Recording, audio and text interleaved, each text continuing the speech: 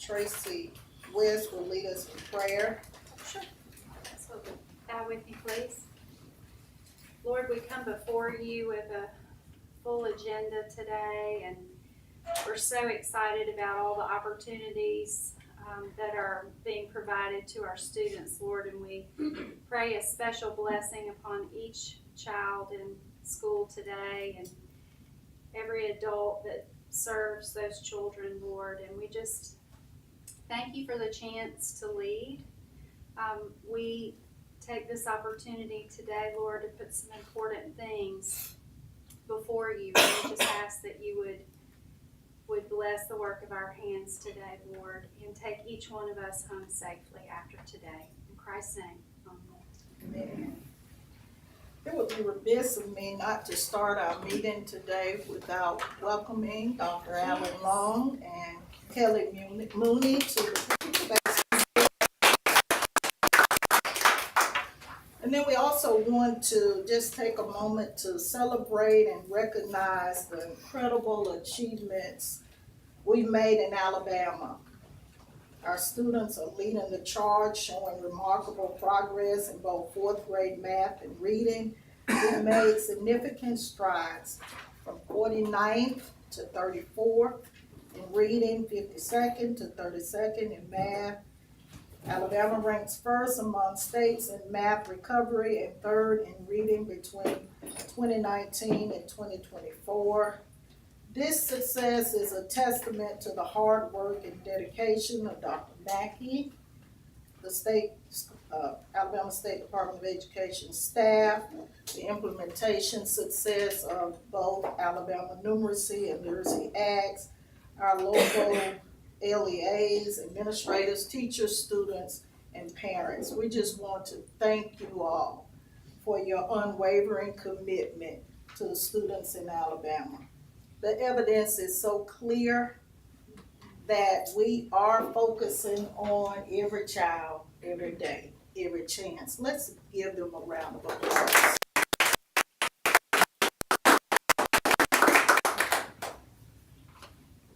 We want to thank everybody for waiting on us this afternoon. But we will move forward with the agenda. We have with us the University of Alabama, Birmingham.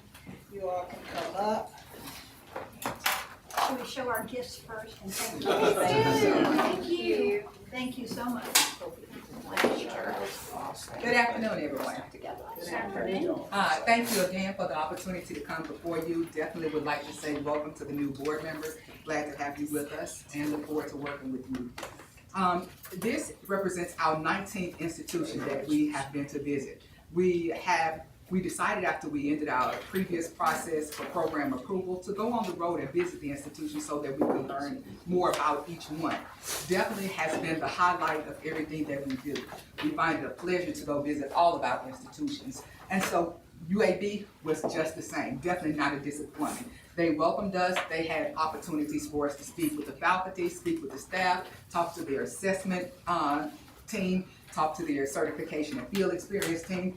And we were able to authentically learn more about where they are, what are their successes, what are their challenges, what's their vision, where are they moving forward. So without further ado, I have Dr. Leslie Sheep here, and she's going to explain a little bit more about where UAB currently is. Thank you all for allowing me to be here today. I am the Assistant Dean for Accreditation and Assessment. So I have just a one-pager here to provide some pointers about the opportunities that we are having for initiatives right now at UAB.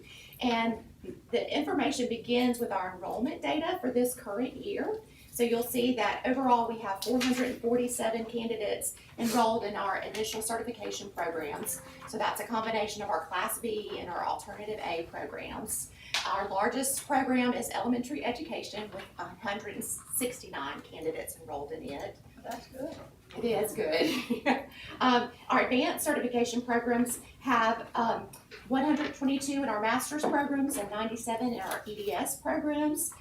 Special education is our largest master's program, and our largest EDS is the TESOL program. Psychology, educational psychology, you all may remember, was recently approved as a program, and it has enrolled its second cohort. They can enroll 12 at a time based on their accreditation rules and faculty maximums, and they have 23 enrolled just due to attrition. So there are more people who want to be in that program than are possible to enroll at this point in time. So we are adding a faculty member next year, so hopefully that will help that faculty member who is very busy and excellent at what she does. In our enrollment initiatives, we want to point out just some highlights. For one of those is that we have a cohort now of special education. We are working to build master's teachers. This is with Hoover City Schools. They approached us about this possibility of them splitting the cost with us and with the candidate. So these are teachers who have taught in Hoover City Schools for at least 3 years, and they are creating a Grow Your Own by sponsoring this program. The program runs just like our traditional master's program. However, there are some courses that meet specifically with Hoover standards. So the IEP course, for example, is tailored to how do we perform IEPs in Hoover City. So we welcome other school districts to participate in this type of cohort with us as well. And I have authorization from the dean to say that. In our production of teachers, in the last 3 years, based on our Title II reports, we're averaging 128 new teachers going into the field in our initial programs. UAB Teach, we know there are lots of our Teach models throughout the state now for STEM, and these are candidates who are majoring in a science or math field, and then they are convinced that they should also get a degree in education, or a STEM minor in education, so that they could be certified. And we have had 100 candidates go through that program. So they might be in cancer biology or biomedical engineering, and then they've added on this certificate to be able to be a teacher as well. And we have a new initiative at UAB called the Blazer Core. So our core curriculum has been revamped. It's definitely part of our SAC COC, national accreditation or regional accreditation. And in the Blazer Core, we are allowed to offer courses to all students at UAB. So one that I would like to highlight is Disabilities in Society. That's a new course that has been offered. It's taught by our special education faculty, and it is not on a checklist. So this is a course that any freshman could come in and take, sophomore could take. So we are very excited about this opportunity to have some of those candidate students who may have not thought about education before take some coursework with us that might woo them. We have a new one about graphic novels, so we're teaching literacy, and then also, inviting in some maybe non-traditional students to consider education. I won't take as long on the next bullet points. That's exciting. Good. Thank you. The Literacy and Numeracy Act, of course, we are paying very close attention, and we appreciate all of the State Department's guidance that they give to us and the leaders' guidance. We were recently at the reading symposium in North Alabama. If the State Department is going to host, we're going to be there and listen. We have revised curriculum. We are excited about the opportunity to take some math classes back to the School of Education and Human Sciences, and to have faculty who have taught elementary math teach those classes. So there will be, of course, the content that's necessary, the pedagogy, and those field experiences also. You all, I think I can commend UAB even before I worked there for being a strong producer of elementary mathematics teachers. So this is in our wheelhouse, and we're happy about bringing those courses back to us. We have had some growing pains with learning how to structure some of the newer assessments, such as the Foundations of Reading, and the state review really helped us pinpoint, we need to look at this and really get a plan, and we have one now. So we were having some candidates take that assessment rogue, and we are now helping them determine, you take that at this moment in time after you finish those 3 courses, those 9 hours of the science of reading.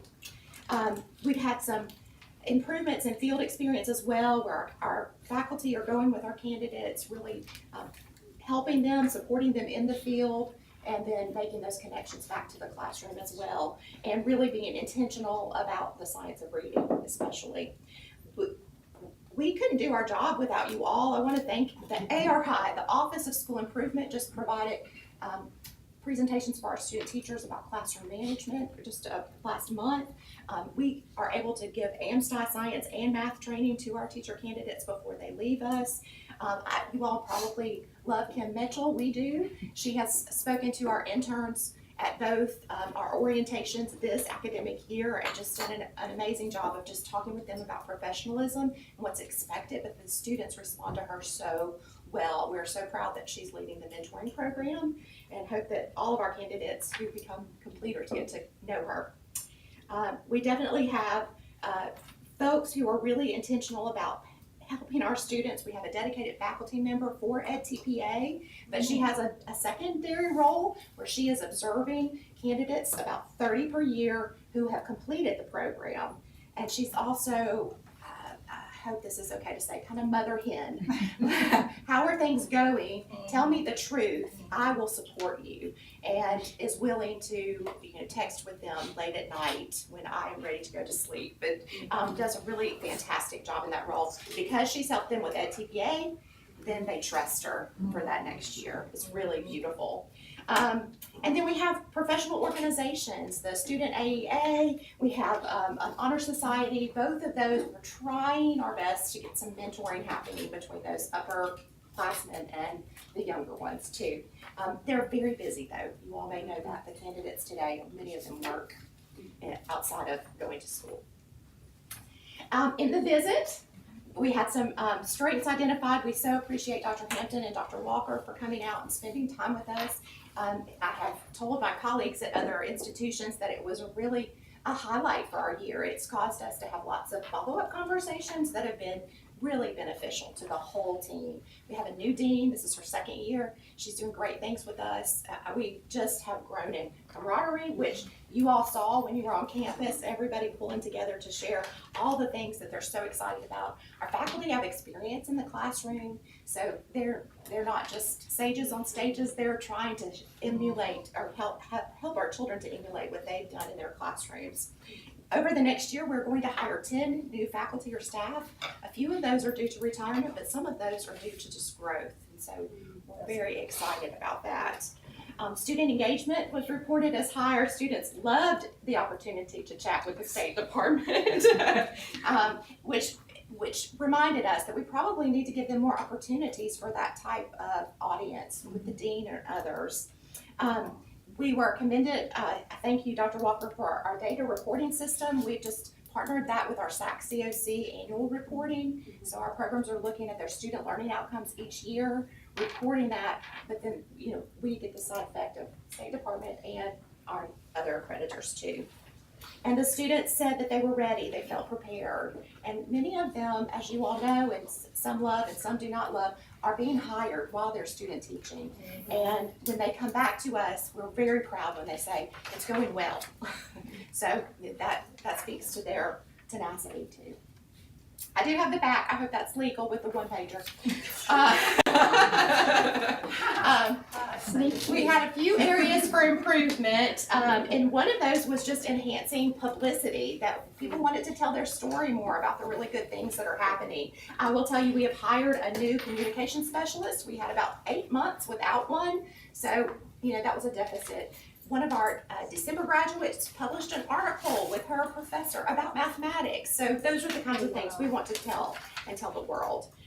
We were advised, Dr. Hampton gave us a photograph of our checklists.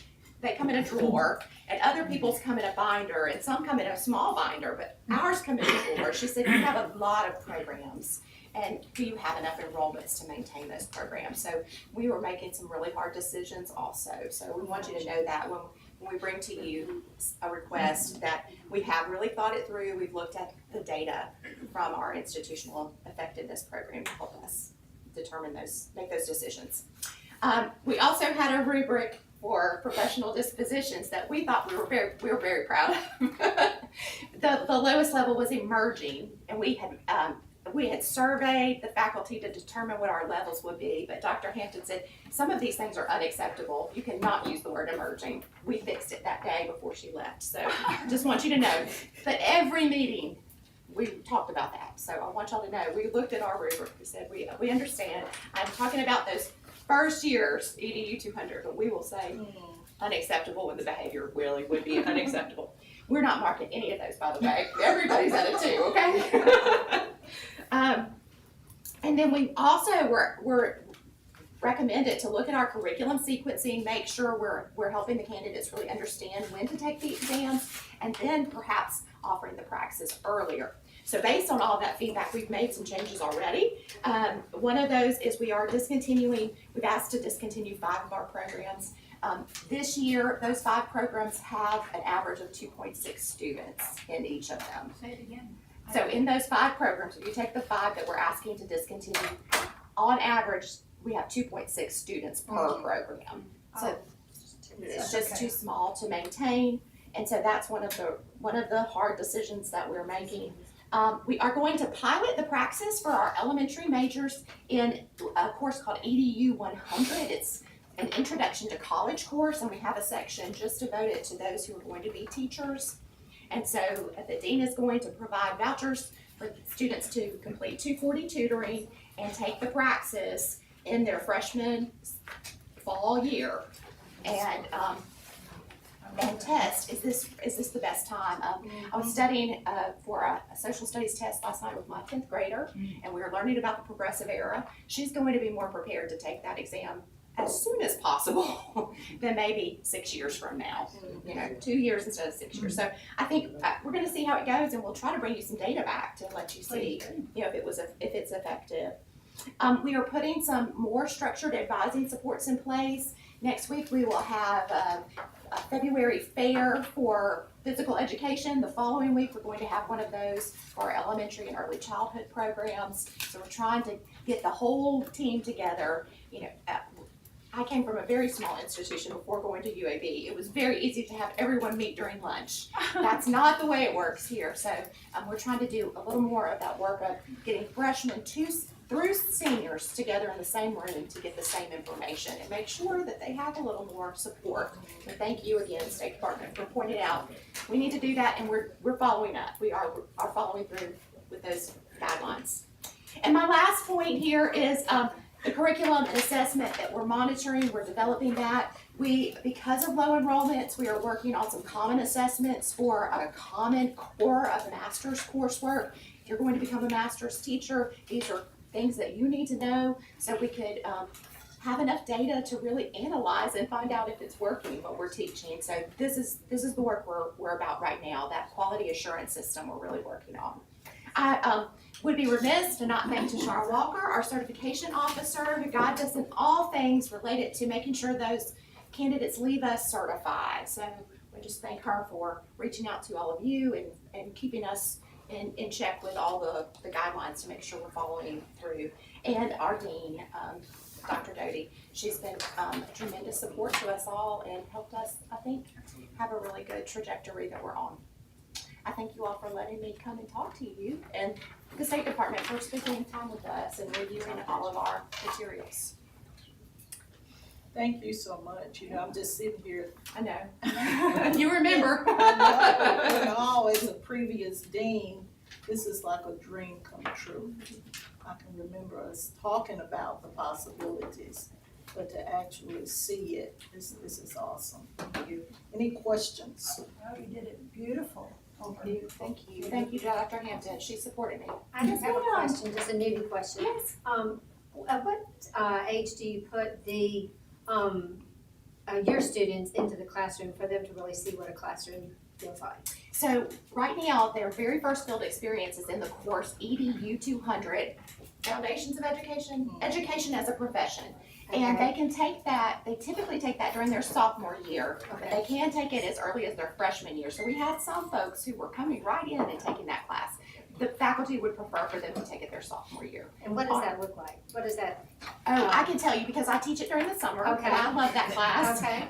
So we just introduce them to everything about schools that we possibly can. They will watch a board meeting, for example, Okay. just to learn about the structure of what are the guidelines that they follow. They look at curriculum. They shadow a teacher, and they're allowed to possibly support that teacher, and maybe even if she's willing, he is willing, co-teach that lesson, but there's no How responsibility. long is that shadowing? How long is that? At least 10 hours. 10 hours? And in the summer, we work with a summer program, Uh-huh. and so it's absolutely fantastic. It's a really helpful situation. So the longest time they would have in a classroom would be 10 hours? If they're only enrolled in that course, the next course is Foundations of Education. That's also a 10-hour. The next course is, if you're in elementary, for instance, would be Introduction to P6 Education, and that one's a 15-hour. So they're incremental until they get to their methods block. Now methods, we have two semesters of methods blocks before internship. And in methods 1, they go weekly, Okay. and then 2 full weeks at the end. And in methods 2, they do the same thing, and they sound like they should be in order. But whenever you come in, you might be in the block that's happening then, just depends on the grade levels. So lots of experiences, well over 300 hours before a student teach. You just hear about so many people that go, oh, I thought education, then I get in the classroom and it's not what I want to do. So you just hate for somebody to be in that and, think great things and then, put all that time into it. So I just kind of want to get a feel for what that would like. Well, and I'll add to that in that Foundations of Education course, we make sure they go to a Title II school also. So we really are doing our best, and we try to tell our candidates, sometimes we make you drive 30 minutes to that placement, and the reason is the rules. We always go back to the rules. Depth and breadth. We want you to be certified to teach. Fill in the blanks, 6th through 12th, you need to see a variety of grade levels, you need to see a variety of schools. And the Title II report, we promise every year that they're prepared to teach in Alabama schools. So. And just if I can add, the one thing that we've made a shift with is that we ensure that all of our institutions have that progression of field experiences, and also they have them across a variety of settings so that their candidates are exposed to different teaching environments, different types of students, different poverty levels, income levels, and also so that they are prepared for any position that they will have. So our institutions have really been intentional about designing their programs so that they begin with them very early to see what it's like actually in a school, so that if someone says, I don't think I'm cut out for this, they get to see that early rather than going through their entire career and not understanding that. That's great. Yes, ma'am. And on the certification application, we list not only where they are for student teaching, but for these programs that have the various ages, we're also listing prior experiences to indicate that they did have that kindergarten placement also. So Thank you. the accountability does help us make sure we're meeting all those goals. No, I just wanted to applaud you on with that Foundations of Reading test that you put in place. Yes. The fact that you're making sure the candidates complete the coursework before taking I know. the assessment. That makes a big difference. We're very hopeful that you're gonna see that in our next report card. Great. Appreciate what you're doing. Thank over there. you, thank you, and really the State Department's pointing out some things really did help us. That's great. Any other questions? Thank you. Thank you very much. Thank you all, Thank you. appreciate it.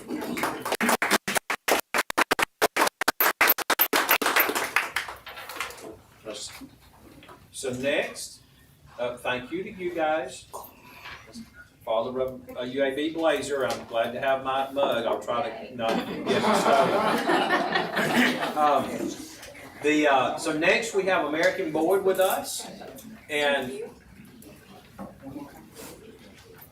she's got a handout, and we also have, this was not, we just loaded this into Assembly this morning, so she's got it up here, but you will have it in your Assembly if you want to go back and look at things later, so you don't necessarily have to keep your paper copy. And our presenter today, I can't remember your name, but I do want to recognize Toby Roth, because Toby's a good friend, and I know he works with American Board. And some of you have talked to him, because you told me you talked to him on the phone, but you didn't put a face with a name. So I want to make sure we put that face with a name. We'll bring him up since you gave him Okay, I'll give him some kudos. Bring him up here. Reluctant. Let you introduce yourself, and thank you for taking time to come and join us today. Well, thank you for having me. My name is Isabel Welch, and I am the Director of Government Affairs for American Board. I'm going to see if I can get this closer to work. We tested it out earlier, so we should be good to go. Oh. It's touchy. There we go, it is. So, American Board for Certification of Teacher Excellence is our very long drawn out original name, but we now go by American Board. We are an online alternative teacher preparation program, and we are designed for local professionals who are looking to change careers and work in education. So we offer a flexible and affordable route to teacher certification that makes it easier for local communities to cultivate their own teachers. And our vision, as you can see here, is your community, your teachers. So we find real value in people coming out of the community and, stepping up to help out in the classroom. I know that we have a lot of schools all around Alabama and around the country that are experiencing a teacher shortage. And there are a lot of people in our communities that see at the grocery store, or you see at church on Sunday, or you see at the gym, that have really stepped up to help out. And so really our program is designed for those people that are later in life and people that have a vested interest in helping their schools and their school district improve. So a little bit of history. We have been around since 2001, and we were founded by the United States Department of Education. And the reason for that was they were looking for a way to encourage local professionals to bring their real world experience into the classroom. So these are your engineers who would go and teach physics, people like that. And to date, we've now certified nearly 20,000 teachers nationwide. We currently operate in 14 states. We have a nice little map there. Florida, Idaho, Indiana, Mississippi, Missouri, Montana, Nebraska, North Dakota, Ohio, Oklahoma, Pennsylvania, South Carolina, West Virginia, and Wisconsin. Probably didn't need to read all those out for you, but there you go. Program participants. So, in order to enroll in American Board's program, you have to already have a bachelor's degree. So, that's required before, and you are also required to pass a background check. And so it's a federal level background check that matches all of the requirements and certifications of the state. Don't want to mess around with background checks, so we make sure that we get them all right. And on average, candidates who are participating in our program are 39 years old. And I think it's really important to point this out, that this is a program for people who are later in life and not your traditional college-age student. And generally, we find that the people who are participating in our program are career changers. So journalists who would like to teach English, somebody who has met their pension but doesn't want to retire yet, and so they'd like to enter the classroom and give back, accountants who want to teach math, people like that. We also have a lot of military veterans and their spouses. So we offer our biggest discount to our military veterans and their spouses. We have a lot who have finished their time in service and are looking for another way to get back. And so they were transitioning out of the military back into civilian life, and a lot of them are interested and very successful in teaching. We're also a national partner of DoD SkillBridge, which is a military transition program that helps military members transition out before their service has officially ended, so that when their service is over and they return home, they're ready to start working in the workforce. We also have a lot of stay-at-home parents who are transitioning to the workforce after their children have grown up. So they get their bachelor's degree, they get married, they decide to stay home and raise their children. And as their children get older, they decide that they would like to return to work. And they've realized, I really like teaching Sunday school on Sunday, or I really like having all of my kids' friends over for a sleepover and parties, and or they have specific experiences with their children that they feel would benefit other children in the classroom. And the last category would be substitute teachers and paraprofessionals. So there are a lot of people in schools all over the country that are not fully licensed teachers and would like to be. And sometimes something that is holding these people back is having an affordable and flexible pathway to become fully licensed. And so we work with districts in all of the states we operate in to help provide that pathway and guide the teacher or the candidates that are already in the classroom and help them become fully certified teachers.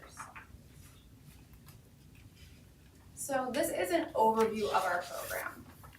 So the program is self-paced and it's competency-based. So we really believe that a program like ours should work to the benefit of our candidates and allow them to study on their own schedule. These are people who are often working full-time jobs, can maybe only study on the weekends or at night.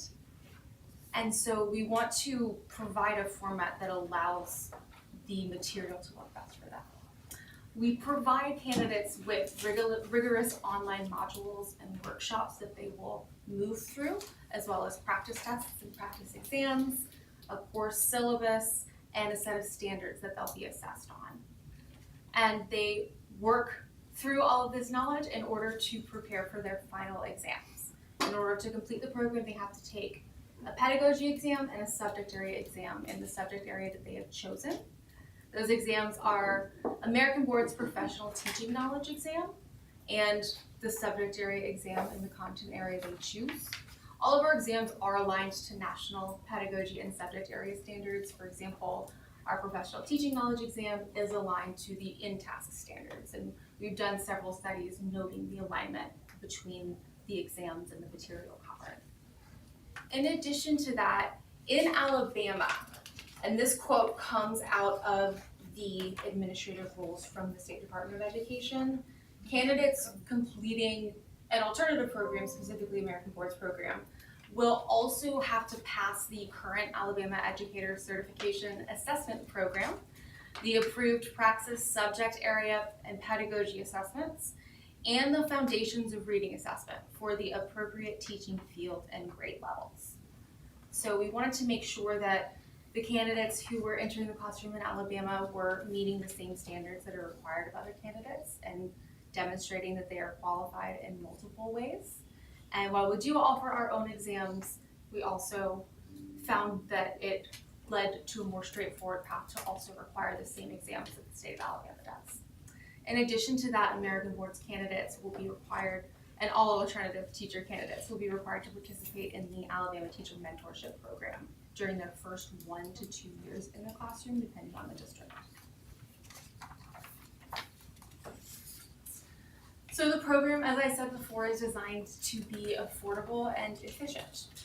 The program costs around $1,900. I say that because we have a lot of financial options available that allow candidates to pay in installments. We also have coupon codes and discounts for school districts and, as we mentioned previously, military personnel. On average, it takes candidates about 7 to 10 months to complete the program. This does depend on how much time they're spending moving through the materials and also what previous background knowledge they're bringing to the table. So we would anticipate somebody who has been a long-term substitute teacher to move through the material quicker than somebody who was an accountant. All right, so this slide references our Drexel University research study. So we partnered with Drexel University and we surveyed over 150 principals across 12 states that employed American Board trained teachers. And the purpose of this study was to evaluate how effective American Board teachers were and the retention rate of American Board teachers compared to traditionally prepared teachers. You'll see on the right that we had 95% of American Board teachers perform better than or equivalent to traditionally prepared teachers across 95% of assessed aspects. Additionally, 97% of teachers did retain or expected to retain their American Board trained teachers, 97% of principals expected to retain or did retain their American Board teacher past the 3-year mark.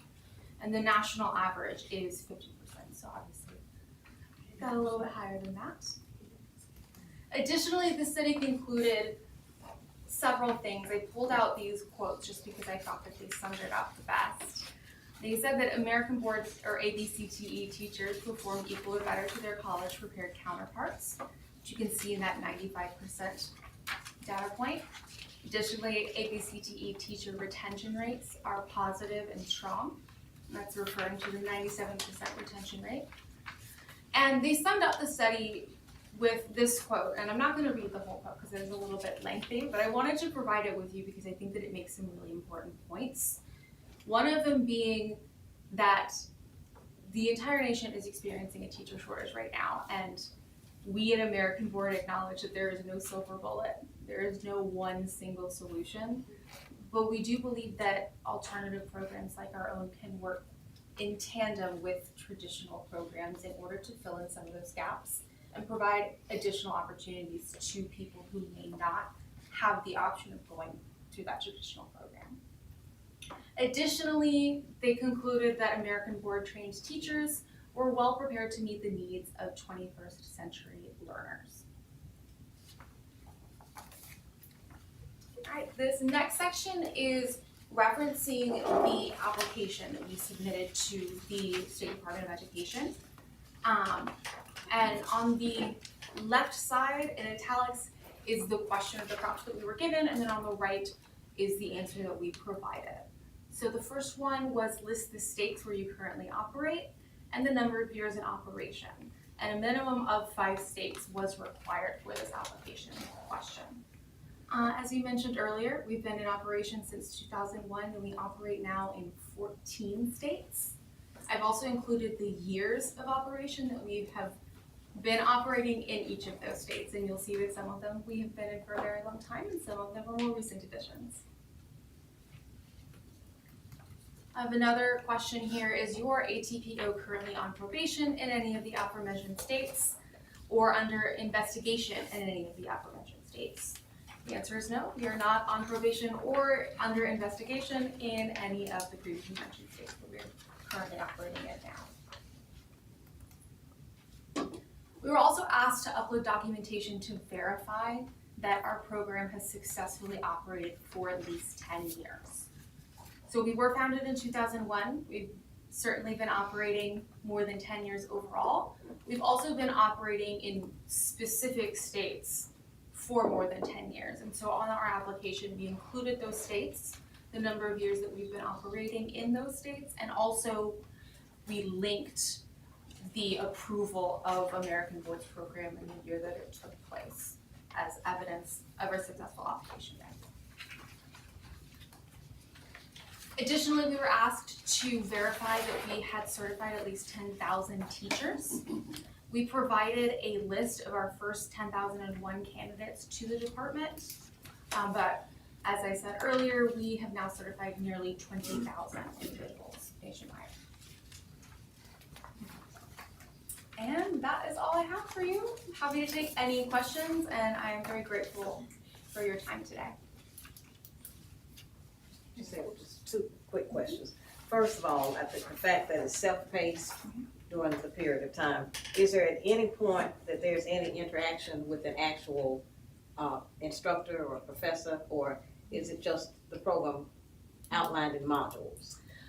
It depends on the specific candidate circumstance. So typically, no, candidates are moving through the modules on their own. However, we do have a help desk that candidates can reach out to our program experts on, and they can point them in the right direction if they're having difficulty finding information about a concept, things like that. We also have a remediation team that is made up of licensed and qualified teachers who assist candidates, particularly after they have taken an exam and not passed it, and they help them review their answers, point them in the right direction, help them if they're editing an essay portion, practicing things like that. Now, is there, because I know the program is for a couple of months, but is there an internship component, you know, like student teaching? I know they're 39 years of age, average. I know the majority should have a bachelor's degree. So do they actually get out into the classroom at any point, or that's not a part of it? So that is not a part of American Board's program. Okay. As I mentioned, they will participate in the Alabama Teacher Mentorship Program during their first years. Once they get out. Yes, ma'am. And teach, okay. And referring back to that Drexel study, you know, we teach principals and administration have found that because American Board teachers do tend to be older and do tend to have significantly more professional experience, that they are more capable when they enter the classroom without having that To do student that. teaching experience. Thank you. Do you know the breakdown of your certified teachers, early childhood versus sort of the older grades? Do you know where you I found more success? So I don't have the exact numbers, but I can tell you that our elementary education and special education programs do have the most participants. I think elementary education in general does tend to have a high number of program participants, but our special education program has been really beneficial in especially rural areas where there might not be a special education teacher available at all. And our program has allowed a lot of schools to help somebody who was maybe already licensed in elementary education add on the endorsement area of special education and become the only special education teacher that they had access to. So those are the two areas that we do find we have the most candidates in, but I can get you more specific information after this meeting if you like. I was just curious. Did I hear you say that your candidates have to take the subject area exam as well as the, I think you said professional teaching knowledge in addition to what Alabama requires? Is that what I heard? Yes, ma'am, that's correct. So it would be American Boards exams and also the exams that Alabama requires. So it would be the Praxis, the subject area exam, the foundations of reading, and any additional requirements that they have. Any other questions? Are your teachers, or are they involved with the cult? A cult? Cal. Cal. Certified academic language. Certified academic language therapist. Language therapist, right, that's speech pathology, things like that. Yes. I know she's scared. I can answer the cult question. No, we do not provide those services. Can you answer the other one? Tina, I will.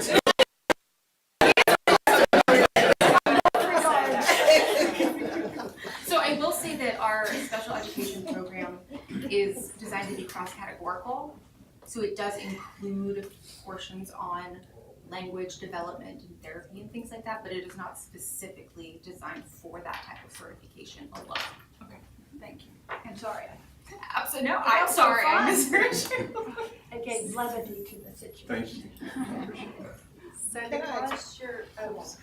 because your teacher candidates are not having that experience in the classroom that we would find in a more traditional approach, are you still working through classroom management? That is probably the number one issue we hear about, particularly the mental health of our children today when they come to school. We're seeing a lot of disruption in the classroom and that sort of thing, and I can't imagine somebody with professional experience who's never stepped in the classroom really being prepared. So are you working with principals? Are they getting some training? That is a valid concern that I have, and maybe possibly others. Yeah, absolutely, and I understand completely where you're coming from. I was a former classroom teacher myself, and I know that things have changed significantly in terms of the mental health of our students, and just there have been different situations and things that have come up. And so, yes, our candidates they go through an entire section on classroom management in their program. They're assessed on it. The questions are, they're, what is the word I'm thinking for? They're applicable questions, so they're situations that you would be responding to as opposed to just specific one-word answers, things like that. But we have they cover sections on mental health, on parent and family engagement. They cover information on classroom management, all the way down to the best way to arrange your classroom and where your students should sit. We do work really closely with districts and principals specifically to make sure that our students are, prepared when they're entering the classroom. Montana was one of our most recent states that we've added, and I was actually at their State Board of Education a couple of weeks ago presenting on our progress there. And so we have been in the state and operational since about March of 2024. And we surveyed the candidates that were currently enrolled, and teaching on a provisional license, and that had completed the program. And their responses were American Board's program prepared them to enter the classroom. In fact, 100% said that it prepared them well or very well. And this applied to candidates who were already teaching in the classroom and adding on an endorsement area, and candidates who were not previously teaching and entering the classroom. And in a lot of the comments, they mentioned how they were grateful that we did have content not just on subject matter, but also on pedagogy. They pointed out that there were specific templates and specific sets of instructions and things like that they found themselves using in their classroom. And additionally, we asked their employing principals and their administrators, are you satisfied with your American Board candidate? Have they met your expectations? And 100% of them said yes. And on average, they rated their American Board teacher at a 4.5 out of 5. And if I could just echo the point that Isabel just touched on, of course, there's nothing mandatory about this for each and every system, each and every superintendent and principal in the state. It is merely a tool, it is an option that they can utilize. If they have, Ms. West, to your question, if they have other priorities or interests they'd like to see in the candidates that they bring into their school, that, you know, it is at their discretion. And so this is, we believe, fundamentally about empowering local leaders with the options to meet the challenges that they're facing with the teacher shortage in their respective district. I know you all meet the requirements for option 1. Do you have plans for obtaining certification or accreditation with options 2 and 3?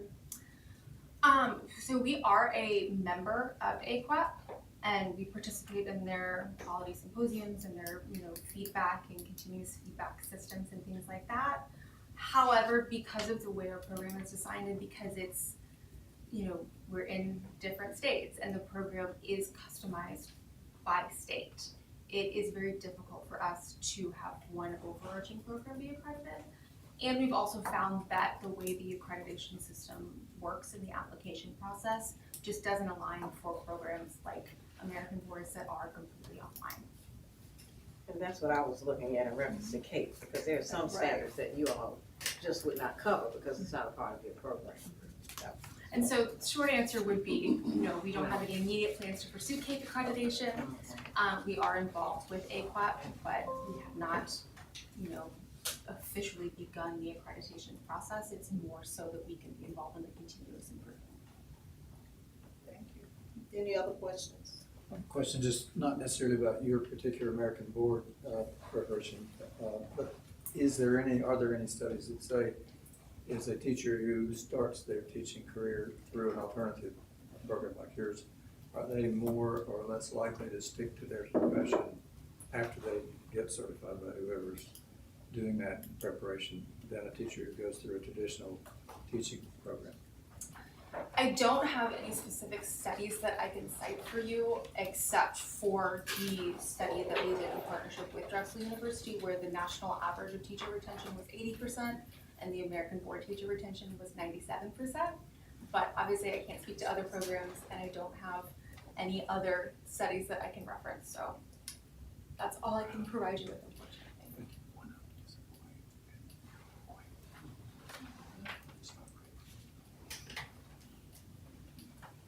Any other questions? Thank you so much. Thank you. Thank you very much. Thank you.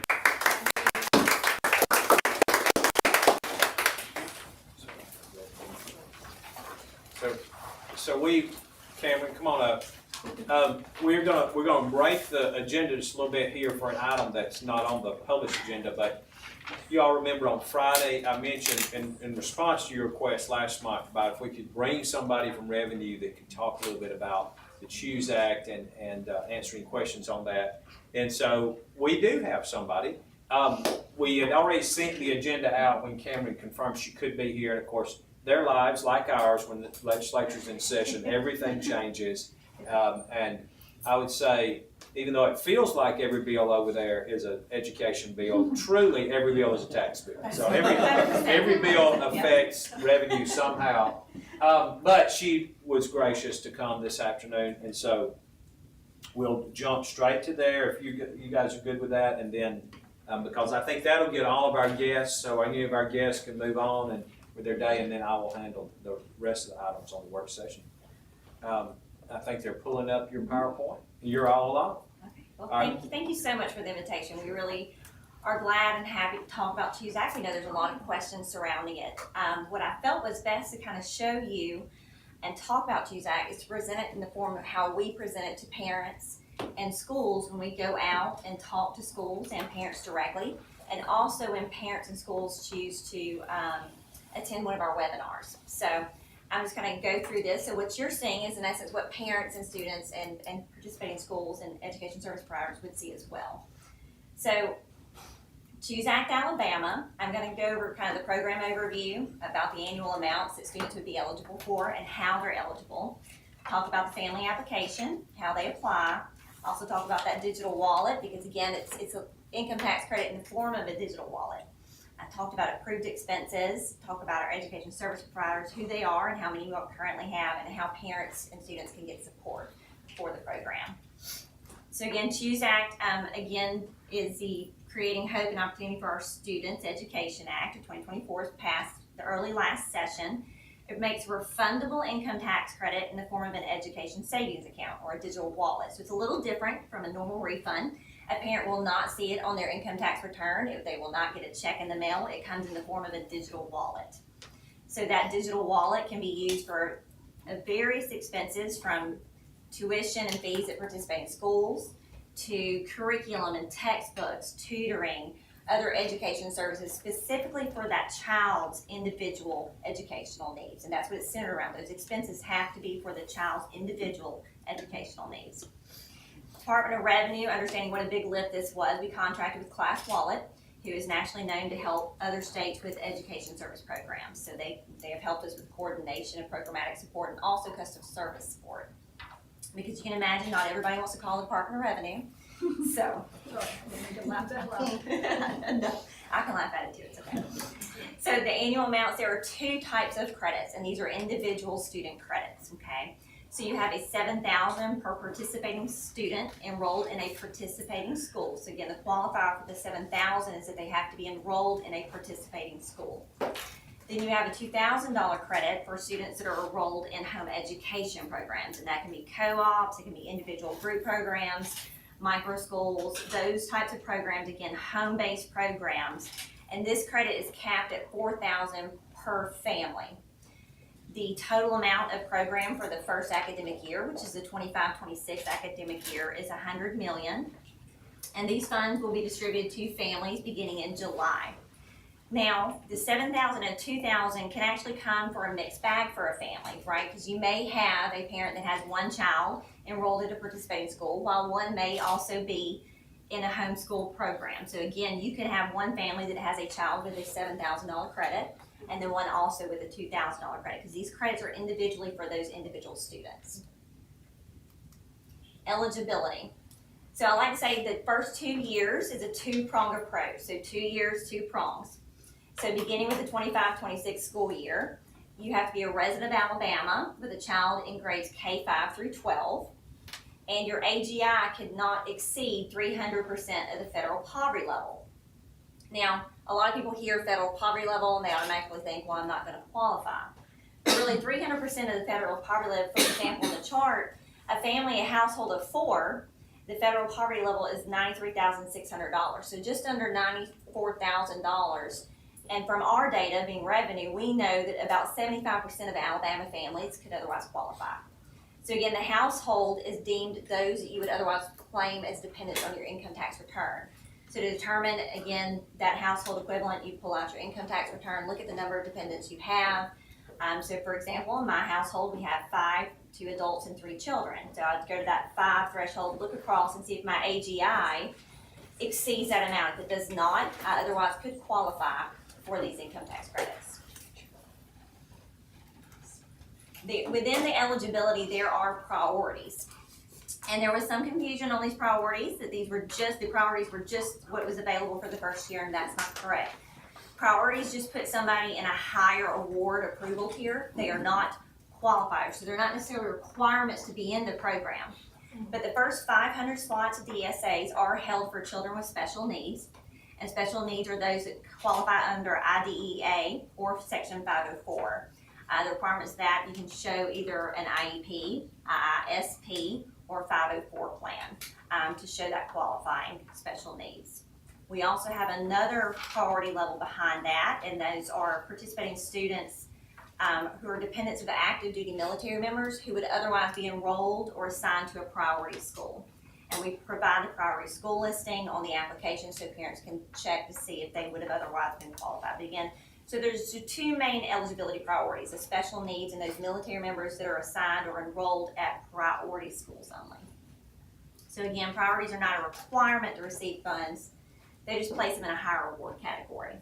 So for example, if somebody happened to be the 501st special needs student, being that first one would not automatically not within the program, but would then put them down into the other batch of students. So you're never not within a program priority in itself, you're just not the top ones. So again, priorities are not a requirement to receive these funds, they just put you in a higher reward level. So the family application, the application opened up on January 2nd, and it runs through April 7th. The application is done through fax. A lot of parents and the education community are very familiar with fax. So fax is the application process that we are using in conjunction with ClassWallet. And you can find the application on chooseact.alabama.gov. That's the main website where all of this information is available, even this webinar itself. So the application remains open until April 7th. Or until funding is met. So in other words, award notifications will be sent out to parents beginning on May 1. Once the application period closes on April 7th, we will then sort, in essence, by AGI percentage, because then that is what the award is based on. So again, the program is not first come, first serve. So it runs from January 2nd to April 7th. That allows families time to start the application, upload those required documents, like for those special need documentation.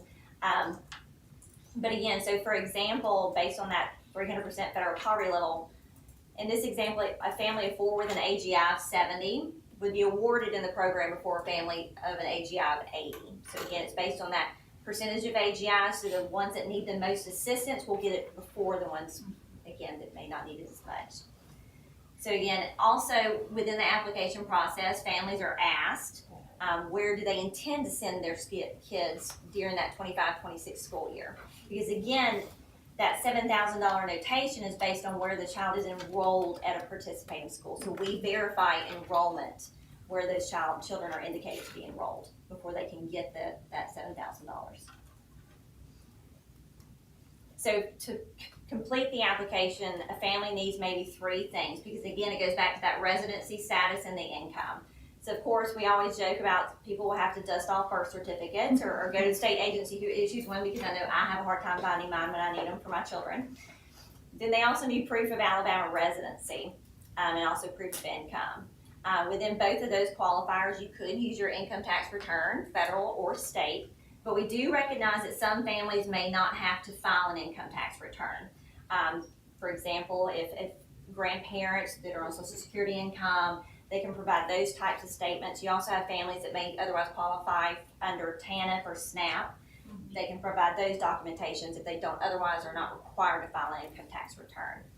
For proof of residency, of course, the easiest one is that Alabama income tax return, but again, you can provide other things like your your driver's license, your state ID, mortgage statements, lease agreements, utility bills as well. So again, so in the application process, they can start it. They just upload these documents. They can actually do it using your phone or your computer. It's almost, we joke, it's almost like when you don't have to go to the bank anymore to deposit a check, you can just take a picture. It's the same premise. So how does somebody apply? This is the website. We always encourage parents and schools to go to chooseact.alabama.gov. That is the main home page. Right there in the middle, I don't know if you see the long yellow bar, it says family application apply now. They can simply click there and it will take them to the application process. There's also other materials there where people can sign up for webinars, which is very similar to what we're going through right now. They can also, this is also where the parent guide is housed, which goes through the whole process for a parent from start to finish. This is also where ESPs apply. And I'll talk about them in a little bit too, education service providers. And that application for education service providers is always open. We also have our FAQs here too, because we recognize very early on, not everybody is very familiar with the Department of Revenue's website, and we did not want to discourage families from applying for this. So we did set up a full functioning website outside of the Department of Revenue's website. So again, while it's still us, which you can see in the top right-hand corner, we played off of our logo to be more friendly, because not everybody thinks Department of Revenue is friendly. We can be sunshine too. But so yes, it's a different website, chooseact.alabama.gov. So the digital wallet, this is where that refundable income tax credit comes in the form of. They will begin to be dispersed for families for use in July, and will be able to be used for that full academic year for us, and that starts July 1 and runs through June 30th of the 2026. So they have that full year to use the funds in that account. Now the funds always stay in that electronic account. There's no reimbursement ever directly to the parent. So again, too, if there is any funds left at the end of the year, that is rolled back to the Choose Act fund itself, overall fund. It does not roll over for the parent for use next year. Now these income tax credits are on an annual basis, so once a child is in the program, they are then given preference for the next subsequent year to remain in the program. So they will be required to renew and just notate to us that they are interested to stay within the program, and then we would then re-verify that enrollment for the subsequent years. So a lot of parents ask, how do I use that digital wallet? Can I walk into the store, almost use it like tap? No, you cannot, okay? That digital wallet can only be used on our closed platform that's going to be managed through Class Wallet. And within that platform, there's two ways to pay and purchase products and services. You can pay through what we call direct pay, which is in essence coordinating your payment directly to participating schools or tutors or therapists, again, all of which are approved within the program. Or you can use our e-marketplace. An e-marketplace would be where you can mainly see those educational materials such as textbooks, pens, paper, again on an individual need, so you won't see bulk purchases, but it's locked down to where it's within the parameters of the program itself. So you can't, so we in essence curate it, so it's so you can stay within the program funds, so there's no way that somebody can go into that e-marketplace and purchase a $5,000 computer. It's not going to happen. It's not going to be available for you to even see. So again, there's two ways to use that wallet. The payment does not go into the parent's pocketbook or into their own wallet, so there's no reimbursement for parents. They have to coordinate through this portal for those transactions. So what are approved expenses? So for example, first one, tuition and fees at participating schools. There is a list of certain fees and those that are approved and that are not approved. And all approved expenses are available in the parent guide at that chooseact.alabama.gov that anybody can download. You also have textbooks and approved subjects, fees for after school and summer education programs. So everything is education based. Curriculum, private tutoring. Again, private tutoring can be anything from grades and subjects, but also along the realms of tutoring for like ACT tutoring or AP tutoring, those types of things as well. Tutors have to have certain aspects to be qualified for the program. They have to have degrees in those subjects. They also have to pass the background checks. We have actually a lot of teachers that can just provide us with their ALS-EID because they'll have a great website that provides us that information and that background information as well. So you can also use it for computer and technological aids. There are certain restrictions on that, but also educational services and therapies for students like physical therapy, occupational therapy, dyslexia, dysgraphia, and even contracted services provided by public school districts. So again, the full list of those expenses is in that parent guide.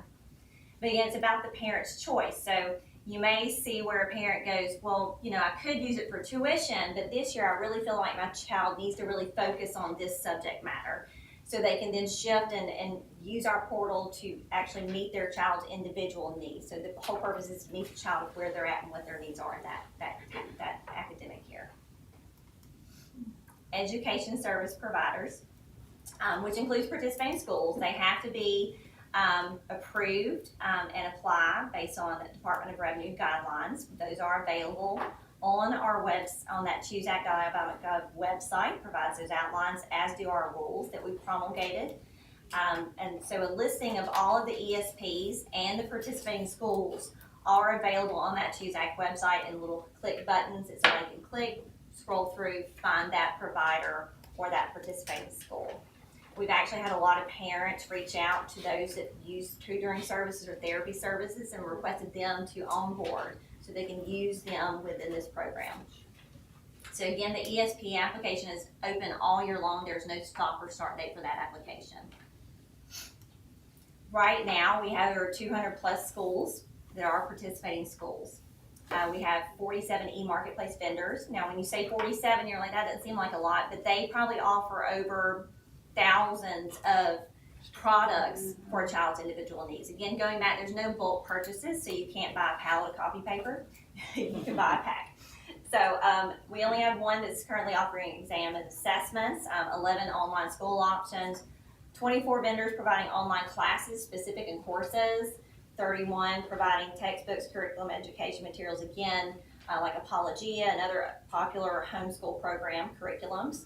We only have right now 9 providing educational therapies, but of those 9, think along the lines of some of those are corporate based, so you have multiple people that provide therapies within that their own umbrella. 40 offering private tutoring, again, some of the bigger names in the areas, even some of those corporate type based tutoring services, Sylvan and those are actually within here too as education service providers. So again, parents can utilize the program through that platform to pay these education service providers for that specific child. Now, I will say, you know, within these tax credits, like I said, it's 1 per individual student. So you can't borrow from Sally to pay for Jay's expenses. They are based on each individual student's needs. So again, there's no mix and matching between students. You should only use Sally's funds to pay for Sally's education. But again, it is available for parents on an annual basis. We did recognize that not everybody wants to call the Department of Revenue. And we also recognize that we didn't feel like we had enough staff support to be able to answer all the questions on this brand new program. So we did also partner with Class Wallet to help us with that customer support. They are actually available 7 a.m. to 7 p.m. Monday through Friday, and Saturdays 9 to 3, because again, it's critical for parents, working parents specifically, to get that help to get into the program. And so they're able to provide that support that Department of Revenue otherwise could not at that moment.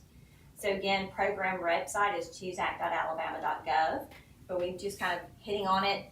The first 2 years, 2-pronged approach for 2 years. That 3rd year, that 300% of federal poverty level does come off, but we still do sort by AGI. So again, it goes back to the students with the most needs will be availed into the program first. And I did bring business cards. So if anybody has any hard-hitting questions, you're more than welcome to email me directly, or we're even happy to make presentations around the state. We've been to multiple schools and school systems in addition to our webinars, so we're happy to travel and talk about it as well. Well, Tracy and I were talking at lunch that we actually did the webinar. Oh, well, good. I did a live Yeah, it's a webinar little this different, but week. it's, It was very informative and very, and it wasn't, and again, we were mentioning, it wasn't too long, it Right. wasn't over one's head, and you could go back and Yes, yes. review it Yeah, it all. is available. The video webinar is available, but we do have webinars which people can sign up for, where you Right. can actually actively ask questions as well. Right. I have to compliment you. The website is super easy to use. I actually downloaded and printed the parent guide. Wonderful, good. Because I had some parents in my local school district that had some questions, and I said, well, I'll just print this off for you, and if you have any questions, we'll try to answer, those questions, even though it's it's your program. Yeah, no, yeah. It's a lot of natural interplay. ask Yes. for our constituents Yes, to come it to is. us, so. And that's one of the hurdles with the program being a part of revenue. It is an income tax credit, but we recognize very early on that there is that little bit of a difference, so, Have you all thought yet about, one of the questions I had and I shared this with Ms. Ziegler as I listened to the webinar, what happens, well, it's really two questions, so what happens though if a parent is dissatisfied with a vendor? So, you know, we have a process in public school when parents are dissatisfied, they know exactly, you know, where to take that. Sure. But if a vendor, even if they've been fully vetted, has been paid, but the parent is not satisfied with the service, or the child is not improving, you're obviously not educators, so what is that so process? again, the way the process works now, I'll use a participating school, for example. So Sure. the parent decision, again, it goes back to the parent's decision, of course, where they place their child. And we do not infringe on any parent-school contracts and those types of aspects. So what it does is, in essence, if a school has to let us know if a child unenrolls within 10 days, because that credit is based on the fact of that enrollment in a participating school. So if a parent was to see that maybe this was not the best place for my school, they can go through whatever process they need to change or switch to a different type of education platform. But in essence, once that school notifies us that they're unenrolled, we freeze those funds. And then we re-verify if they've either enrolled in a new participating school, and if they have, once we get that verification, we can open that back up. Or say they switch to a home education program, we can make those adjustments. So you'll be doing the follow-up to make sure on the enrollment piece, because, I Yes. mean, I hate to Right. say this, but if someone's being paid, the likelihood that they want to report that they should no longer be paid, Yes. that's, Well, there's not and- an incentive there. Right, and we do follow-ups on that enrollment. Schools are required to report to us within 10 days of that unenrollment. That is part of their provisions to stay at participating schools within the program. I'm thinking more of therapists and tutors Right. and people who go through your process to become a vendor.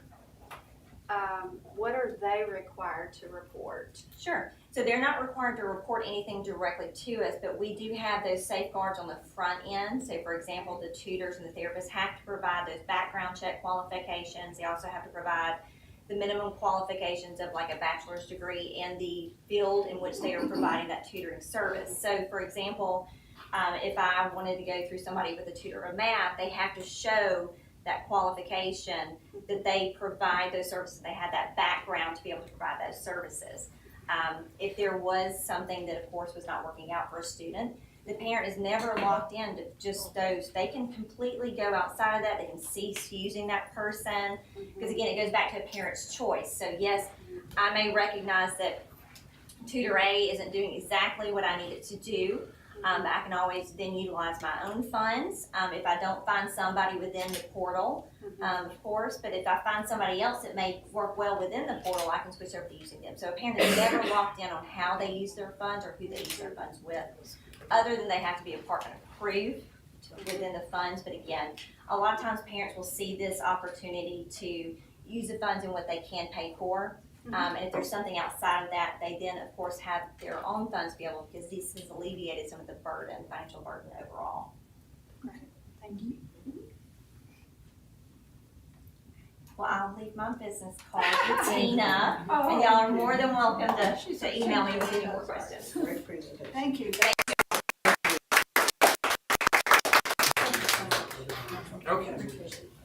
Thank you, Cameron, and thanks to Tina for putting all that together too. She's been she's been our, not just since last month, she has basically been our liaison on the CHOOSE Act since it was filed, and has been working with revenue and legislature to make sure we get questions answered. So I'm sure there'll be more questions this summer, and just pass them along.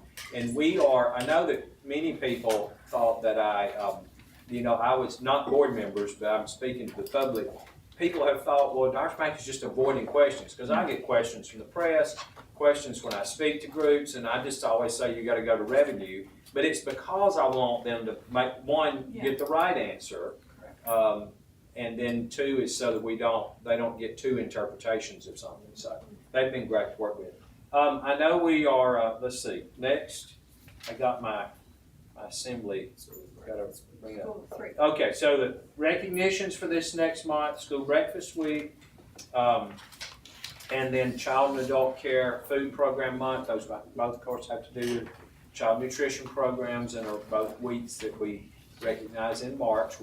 So we'll adopt those next month. You'll notice, though, the National School Breakfast Week, it's actually gotten off a little bit because we'll adopt the resolution after the week after School Breakfast Week. But nevertheless, we'll do a lot of things that week, and it'll be a good opportunity for us to publicly acknowledge there are thousands of students who get breakfast at school every day. Because the meeting will be on the 13th. The National Distinguished, recognition for Shelley. Oh yes, our Career Tech Counselor of the Year. So we're excited about that. We'll have another person to recognize, but not nearly like we had today. So today's been a big recognition day, and thank you all for being really helpful with that, because I know it's a lot of folks and a lot of pictures, but I always remind our staff, and y'all know this, for us, we do that every month. We meet, we get to recognize people, but for many of them, it is maybe a once-in-a-lifetime experience to come to a state board meeting and get a resolution, get a recognition as a principal or a counselor, and so we want each one of them to feel that it's very special, because it is very special for them. Well, you could feel the excitement in the room, It and that's was. fun. That's Yeah. just fun. Between that and then getting to go kids. see our GoPro truck today, it's Oh, been a that was fun. fabulous. It's been a great day. A lot of good things going on. I know we're going to go now, I think, talk about the Educator Preparation Program chapter, and Dr. Alethea Hampton's going to come up again and do that. And as she does that, everybody has been here for this original discussion except for Mrs. Mooney and Dr. Long, and I have had a little bit of opportunity to kind of fill them in, but for everyone's benefit, let me go back, way back, as I think Mrs. West pointed out when we looked at this the first time. We've talked about this for a long time, trying to rewrite the whole chapter. So you'll find that our code, we manage a portion of the state's administrative code, and ours is very long, several hundred pages. And this particular piece, it gets amended a lot, sometimes 2 or 3 times a year, different pieces. But what we found was over the years, not all of it didn't match. There were places where there were conflicts. The deans kept telling us that some of it was overburdensome, and so I've asked them to go back, just kind of start from scratch, rewrite the whole thing. We had basically kind of 2 false starts. COVID really set us back on one of them. We had a group of deans that were really engaged at one point, and then a couple of them changed jobs, and so that momentum was gone. So we figured out we had to internalize it. And so we have this wonderful lady before you who was a dean, and we brought her back, and she does all these EPP programs for us and does a fantastic job. So EPP, Educator Preparation Programs. I was on a call this week, Dr. Hampton, and somebody was talking about TEPs, and I said, you're going to have to stop and tell me what a TEP is. And they said, it's a teacher education program. And I said, oh, in Alabama we call them EPPs. And so even we educators sometimes cannot talk to one another because we use so many letters. But we call them EPPs here. And with that, we're not going to go through as long a presentation as we had before, but just kind of a highlights of what the changes are. We will ask you in March to vote on this again, and remember, that'll be the final vote. So you voted in January. We had a long discussion in December. You voted in January to put it out for public comment, the intent to adopt, and now we're to the point that we'll do a final adoption next month unless, final adoption as long as everybody's still good. So, Dr. Hampton, there's your introduction. Thank you, Dr. Mackey.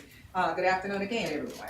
And so we are looking at the educator preparation chapter. As Dr. Mackey has stated, this has been a complete rewrite. We didn't take it and try to revise because we noticed that as we began this process, there was so much that was going to be different. I would be remiss if I didn't start by introducing two of the staff members that I'm blessed and privileged to have work with me. Educator preparation is really small. We only have 2 additional full staff and 1 retired person. So 2 of my full staff are with me here. Dr. LaMaster Walker, if you'll please stand, sir. And we just added one February the 3rd, so she's brand new, Dr. Jamara Rice. Will you please stand? And so very glad to have them here. Dr. Walker has been stepwise right there with me the entire process of getting this revision. And we don't have as many here today, but we have several of the EPPs here. And so if they would just at least wave their hand, they have been excellent thought partners as we went through this process, because truly it takes all of us to think through it and see what changes are absolutely necessary. So with that collaborative spirit in mind, there have been several shifts that have occurred in this rewrite of the chapter. And so one thing was that there was a bit of rigidity. The language wasn't flexible. It had a lot of that language that had been asked for review for the reduction in red tape. And so we had some shall not, cannot, may not, must not, will not. And so we said, well, this seems like a naughty child being punished. So how can we reduce this? How can we look at it in terms of opening it up, providing options, and looking at what are those essential things that educators must do, but also be creative in how they're going to do it. So that was one of the big things that we led with. The other thing is, how do we address the changes that have come about in state legislation? So as you know, we've had the Literacy Act, we've had the Numeracy Act, then we also have the ATPO legislation, we have the DEI legislation. So how do we incorporate changes that speak to those, but still honoring the integrity of their discipline without taking anything away?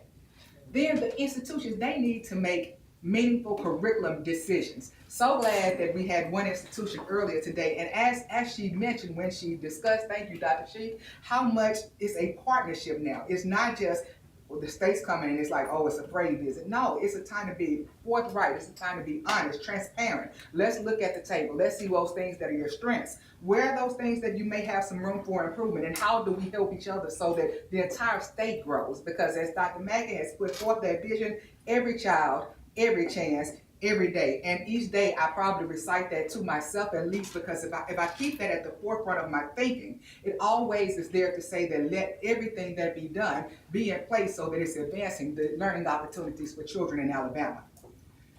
Update those program standards done on different dates. Let's talk about it. In our other codes, this is why you had so many times a year coming out with new pieces of code, because maybe the science standards were updated here, and then a few months later you might update some art standards. And so it always was on this moving schedule. So we had some collective wisdom at the State Department that suggested, look, overarching headings. What are those standards? Because as we looked, even though there may have been nuances within the standards changed, the overall standards that they wanted had some consistency. So by bringing it there and only including those overall headings, it decreased the number of times we would have to change those. Now, does that mean that the EPPs don't have to meet those standards in totality? Absolutely not. They still will be required to do that, but they will be able to decide how they meet those standards in their program instead of us being more prescriptive with that. Another thing is that we have a huge teaching shortage. I think it was 2 board meetings ago that we talked about that, and I think it's elementary, early childhood, collaborative ed are the areas where we have our largest teaching shortage. So how do we do things so that we can honor the fact that we know we need teachers in this area and encourage EPPs to have opportunities to offer programs that address that? Accreditation demands. As you know, with the Literacy Act, one of the requirements was that every institution by 2024 fall have gone through a CAPE accreditation visit and they be at the point of accreditation. Happy to report we've had our last institution to have done their first accreditation visit, and although it has to go to the council, the feedback from the committee was very favorable before that. So we are glad to have that in Alabama.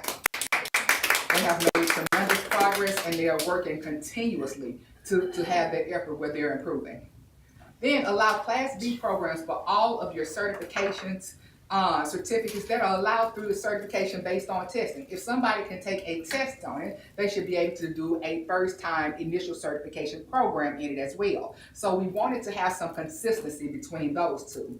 And your Class A and AA programs, we wanted to open that up, so it's not just that you have these programs, but now that you have them already meeting these standards at initial, how do you forward that and make it more at an advanced level so that they are continually progressing in their knowledge base? So in these efforts, there are a few things that we absolutely wanted to keep at the forefront of our focus. 1, content knowledge. 2 is pedagogical delivery. Quality assessments, and not just quality assessments. One of the things you want to make sure is that they were quality assessments that were valid and reliable.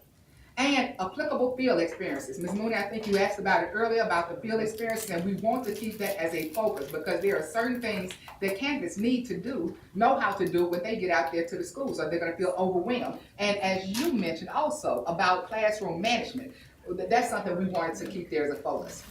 Then our testing for certification requirements. As mentioned earlier when American Board even came up, ACAP, we have that here in Alabama. We have the content knowledge assessments. We also have the pedagogical assessment, which now we use EdTPA in the state. So we wanted those to be at the forefront as well. But what we wanted there also is options for program approval. And so with those options for program approval, they have it where we are going to have, and you'll see this on the next slide, so I won't talk about it, what we'll do in the state, but they also have the option if they want to go through a CAPE type visit for their programs as well. And also for them to get their innovative programs approved. So sometimes I'll have a dean or a certification director, a chairperson, someone call me and say, look, we really want to do this program. And it's a combination of a few programs that we have. I'm like, okay, so I have to go talk to Ms. Harris and say, is this going to be a problem for certification if they want to combine these? If she tells me it's not a problem, then our team gets busy and says, okay, how can we help them to do this? Because several other candidates want to have multiple certifications when they complete their programs. So this is our old process. It's called CHIP. Now, CHIP was one that caused a lot of heartburn, headache, and frustration throughout the state. Many individuals reported that they found it redundant and overburdensome. It was. I'm sorry. It was a bit more of compliance monitoring, although it was called continuous improvement because you had certain things, you have to meet this, you have to do this, you have to do this, we want to check it. They had to do course descriptions, they had pieces of the standards embedded within the course description, and all of that resulted in it being very rigid. Individuals felt like they didn't have the flexibility to do what they wanted to do with their candidates, and even though their partners, P through 12 partners, may have said we need more of this, the CHIP process didn't honor it to say that they have the freedom to do that. So because of all of these things, we did not want to see our EPPs continue to be frustrated in that way because we want them to be comfortable enough to offer quality programs. So we have a new program called ALPI, Alabama Program Improvement for Educators, okay? So with this, it's going to be to first let each EPP have the ability to provide assurances that they are aligning their programs to standards. We have now, you're going to have 2 more next month. We have visited a total of 21 of the 24 EPPs in Alabama. With that, it has been transformational to see how the conversations have evolved, how the trust level has evolved, how my cell phone gets more calls than it probably ever did because every EPP has my cell number. And I tell them, feel free to use it because we want them to understand that we are truly thought partners with you in this process. We focus on key assessments that aid in candidate preparation. Not just the key assessment for the sake of having one, but how is it helping to ensure that those candidates are better prepared. With dispositions, one of the things, I say it everywhere I go, children don't care how much you know until they know how much you care. And so how do we focus our mindset for our candidates is to ensure that they are going out into the schools and having a positive attitude and disposition and ready to work with those students in P through 12. When we look at our field experiences, are they there to make sure they are prepared and ready to do their job? And so very early, going and being intentional about letting them see what this is all about, letting them work with those small groups so they get their hands wet and say, yeah, I have a little confidence now, I think I can do that. Letting them teach one lesson and say, oh, you did a pretty good job. Now let me give you some feedback on ways that you can improve. And then letting them teach more so that when they go out there on their first teaching assignment, they feel like they have the self-efficacy and believe in themselves that this is a job that they can do and they can do well. We wanted to align with CAPE requirements. One of the disconnect with our CHIP process before was that they had to do this for CHIP and then they had to turn it all the way back around and do something different for CAPE. Well, no, that just doesn't make sense. So how can we align it with the CAPE process so this gives them now feedback? And many of the institutions that had their CAPE visits for the first time said this was an amazing thing to help them prepare for their CAPE visit. So that's what we wanted to do, make sure this process aligned with what they had to do for unit approval as well. We emphasized the validity and reliability pieces of those assessments, which is another requirement they had to do for CAPE. And they could make changes based upon data, candidate needs, and school district needs. So they will have the document submissions now, and there will be visit components in this new process as well. So with our changes, one of the big ones with faculty requirements, we looked to see why the faculty requirements were what they were in place as they were. It was 30 hours at the graduate level in their content area, so they couldn't use courses such as classroom management or assessment or anything of that matter. They had to be in that content. And we found that the reason was simply because that's the way it had always been done. Well, didn't say that. We looked at what the best thought pattern was from in the national accreditors, SAC-COC, looked at CAPE to see what they were saying, and we revised that so that it would be more aligned. We did the changes to reflect the legislation, the greater focus on classroom management. Big changes, GPA allowances. We found that we had some individuals that may have had a 2.497. The requirement was a 2.5. This candidate now had come and they were prepared. They were older candidates, and the institution's like, you are killing us with this. So we put some things in place that if that individual has the ability to demonstrate that they are capable of doing graduate work at the level needed, then they can get into that program and not keep someone that has the passion to be an educator out. We removed a lot of this historical information. We have the historical documents that will be available, but we just did not need a full document of a history. We mentioned about the flexibility, the less restrictive languages, and the standards being reported in overarching instead of in detail. And with that, do you have any questions? You are spectacular. I You have to are. say. She is, and so is Dr. Walker, and I'm sure Dr. Wright too. I don't know her so well, Absolutely. I but didn't they're mean great, to, they're a great team. neglect They're a anybody great back team. there. And your visits have made a difference. Oh, and All they the have. people that I've talked to, Thank you. it really has made a difference. So this will be next month. I will tell you that our programs are anxious to get it done, I think, because they want to officially move to the new So system. you said this is the last vote, right? This is it, This is and it. then it'll be official and the Okay, whole and then they're section. off and running. And I have a hard, I think, did we give a hard notebook to everybody? I just have one for review, so if anybody needs it, but if anybody needs a notebook, I have a hard copy. But it is on your assembly too. Right. And I can make copies if you need them. Okay, so that, I think, Dr. Chester, does that bring us to me? To you. It does. Yes. Okay, well, Keep it short. I have a little, I'll keep it short, but I have a few more things than I normally do. So first, I wanna show y'all this, and this is gonna go up in the Teague conference room. So, last year was 50th anniversary of the end of the Vietnam War, and we did a lot of projects for the Vietnam War. Hey, Dr. Reynolds is not here today, but I've already sent him a picture of this. So, the Department of Defense, they had 13,000 agencies or schools that participated in the commemorative event for the 50th year of the end of the Vietnam War. Of the 13,000 entries, we were in the top 50, which puts us in the top 1%. So we got this very special thing from the Secretary of Defense and a resolution from the Defense Department. So I was very proud of that. And Dr. Bozeman, but he's not here, but he led all that work for us. So pretty neat to be in the top 1%. So I was going to brag on that.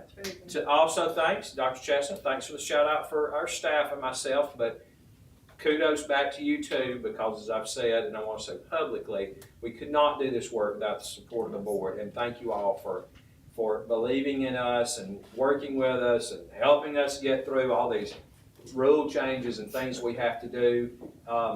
And like the truck today, that's a big deal. We talked about it for a long time. but it takes us all working together, and y'all have been very patient to help us get through that. Ms. Martin slipped out to go over, but the governor signed a proclamation today for Career Tech Month too. You did a proclamation last month at our board meeting because it was coming up too, but this is Career Tech Awareness Month, and so you'll see lots of other things around the state this month. Okay, let's see what else I have on here. Okay, I wanted to talk about two announcements here and three little short things. I promise they won't be long. So one is PARCA. Every year, you remember the PARCA has an annual meeting in Birmingham. It is this year, that's the Public Affairs Research Council of Alabama. It's Friday, March the 7th. We have purchased a table, as we always do. And if you would like to come, we need to get them your name yesterday. So if you'll let us know as quickly as possible, we will get your name on the table, and then we'll fill it in with some staff. Now, let me tell you, the theme this year, if you've not seen it, is mental health. We are going to have Dr. Melissa Shields is going to represent us on a panel to talk about student mental health. I am not going to be there because that's the day that we're going to find out whether Dr. Gonsolin becomes the National Superintendent of the Year. So I'm going to be in New Orleans with him.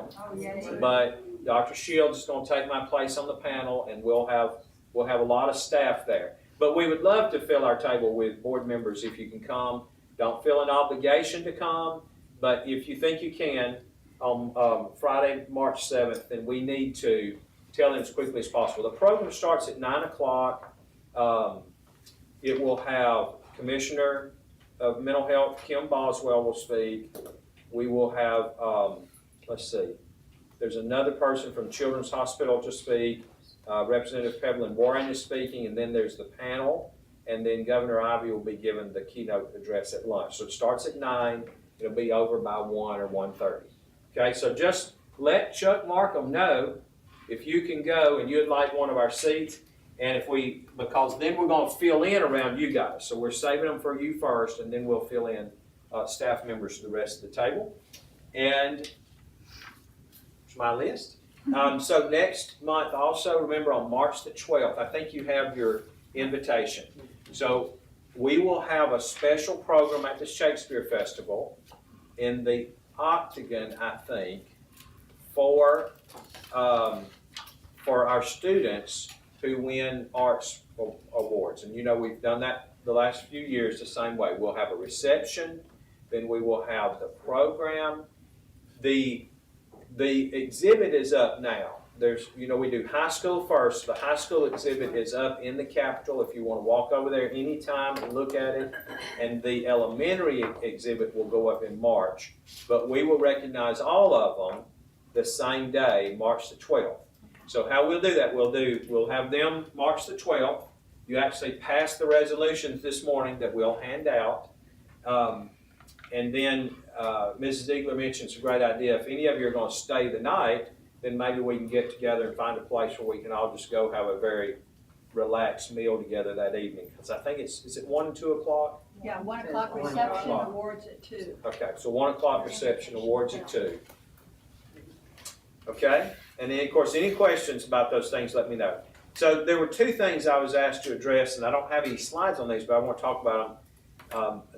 My media friends will all be excited. So one is the foundation program, quote, hybrid change, and what that looks like. I think by next month or the next, I'll be able to have you some more specific slides. But let me tell you how it has shaped up now. So there are two big pieces to the funding study that the legislature has undertaken in the last year. And one of them is the base funding, and what does base funding look like, and the other one is weights. So student funding weights on top of the base. We've had a lot of good conversations, obviously, with the legislature, and they brought in a group of consultants, with the education family, with the governor's office. And Nick and I have been able to have a lot of talks about this, and the budget office. So it's just been a lot of people discussing. But in the end, what the governor pretty much announced in her speech, what she would support, and this is what's moving forward, is to leave the base alone. So the base is what we call the foundation program. And so of those two pieces, the base will just stay just like it is. But the weights, we've never had weights before, and so they're going to layer weights on top of the foundation program. The governor proposed about $110 million on that. $10 million comes out of the direct budget, and it would be for EL students, and it would be distributed on the current EL formula. So if you remember, the more densely populated your EL kids are, the higher percentage of funding you get. So there are 2 or 3 tiers of funding, and the more densely populated your EL students are, the more funds you get. And so adding $10 million just into that distribution as it is now. So we already have that a student weight for EL. She's adding a lot more money to it. The new ones are $40 million for special ed, which would be based on our child counts, the way the bill's written. So every fall, we do an official child count for how many students qualify for special ed. It is not per category. So a student, the way it's written, whether you had a specific learning disability or autism or a traumatic brain injury, it's the same weight. Okay, some states have like 6 categories, it's more complex, but what's been proposed would be the same way for every student who qualifies for special ed. There would be an additional amount of money.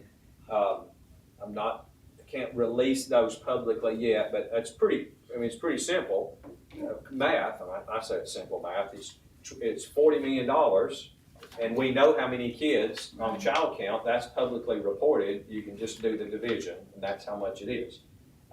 So we'll run a spreadsheet for them on that, but that's pretty straightforward. Then $40 million based on economically disadvantaged. So those are mostly students who qualify for Medicaid. That's how that's calculated in general. It's Medicaid or food assistance. Families that qualify for Medicaid and food assistance go into what we call direct eligibility for free and reduced lunch. Now you can also fill out the free and reduced lunch application, but we have fewer and fewer parents doing that now because of the direct cert method. But you add all those up and you will get a number. And if you take that big old book that the AASB gave you and you'll open up to a Lowndes County or Jefferson County or wherever, one of the numbers they have on there is percentage that qualifies for free and reduced lunch.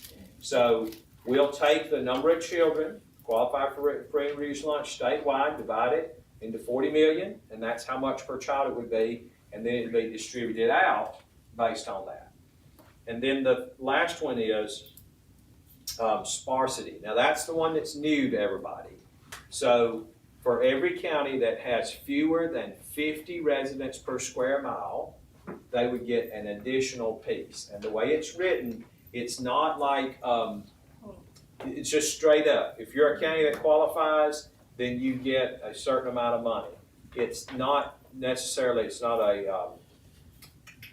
I don't know how to say, it's not student-based so much. The county either qualifies for it or doesn't. No cities qualify because it's written that it's only for counties that are sparsely populated. No city systems would qualify. Now, could this all change? Absolutely. The legislative process is about change. So I have talked a little bit with the budget chairs about this, and as the process goes through, they may add weights, they may add additional money to the weights we have, they can certainly subtract from it, but we'll see what that looks like. But the bills are traveling through the Senate first this year, and so Senator Orr is sponsoring those bills, and I've had more conversation with him about it than I have Chairman Garrett because it's starting with the Senate. But we'll be talking to both of them in the next few weeks. So that's why they keep calling it a hybrid model, because the base unchanged, but the weights are added on top of the base. Now I think that's a good thing. The base has been, all the conversations have been about what's the new, if we change the base, then what do we make it look like? And we do some really good things in our current base that other states don't do, that I've had calls, in fact, I've had a call with the governor's office this week that are interested in moving to a system more like ours. And because we do very unique things like, let me give you an example. Prior to 95, when a teacher got a master's degree, we didn't reimburse the master's degree to the district. And so a lot of districts would discourage teachers from going back to school and get a master's degree because they had to pay that out of local. So our program, we reimburse at actual teacher salary based on years of experience and degree. And so we are, what before 95, what we saw was that poor rural districts mostly had teachers with a bachelor's degree. And your wealthier suburban districts had teachers with advanced degrees, master's, EDS, and doctorate. Well, now they're more evenly distributed across the state. So it has added opportunity across the state by spreading that out. And those are complex things, but they're kind of built into the current system. And so as you talk to legislators, they kept saying, well, if we changed, we don't want to lose this, and we don't want to lose this, and we don't want to lose this, and we don't want to lose this. But if we don't want to lose those things, then why don't we just keep those things? Another thing is that y'all provide your request classroom supply money for every teacher. That's part of the base, and not every state does that. And, I would have real concerns that if we just gave a block grant to districts and didn't tell them they had to give teachers any money to spend their classroom, and they didn't have to buy library books if they wanted to spend that money on football turf, then there might be some cases we wouldn't buy library books. I hate to say that, but it's just, the system works. And again, my understanding, I didn't get to go this morning, is that the Legislative Commission had their last meeting and decided that they are going to back this model of keeping the base as it is, but adding the weights on top of it. So, which I fully support, but it's been good to have a discussion about it and to have people talking about what if, and looking at other states to get us to this point. I was asked this morning, did that mean it was dead forever? Nothing is dead forever. What did Faulkner say? The history's not dead, it's not even past. So we'll see if it comes back later, but I think that for this year it's probably settled. And then the last thing is I've been asking a lot of questions about U.S. Department of Education and the changes there. So, I know there's a lot of uncertainty out there. I'm actually really, you're going to be surprised, but I'm actually really encouraged by the announcements that have been coming out. Secretary McMahon, Secretary-designate McMahon was up for confirmation today. I don't know if that's happened or not yet. But her, and I've never met her, but the Deputy Secretary that's been nominated, Penny Schwinn, who was the state commissioner in Tennessee, I'm very close to. She's a consummate educator. She believes deeply in the work that we do. And so I think she'll be very good at the department. And this morning, we got official notice that Kirsten Baszler, who's another close friend of mine and is the current state superintendent in North Dakota, is going to be the assistant secretary for elementary and secondary education. And they announced 5 assistant secretaries this morning.